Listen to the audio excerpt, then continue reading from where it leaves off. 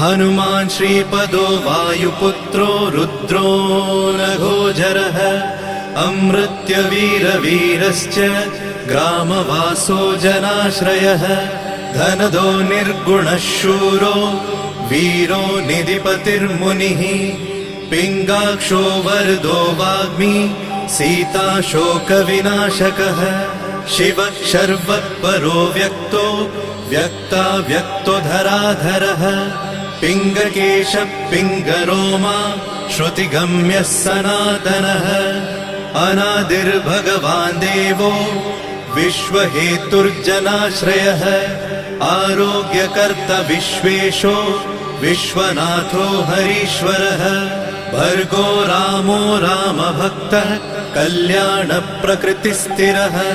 विश्वम्भरो विश्वमूर्तिर्विश्वाकारश्च विश्वपः विश्वात्मा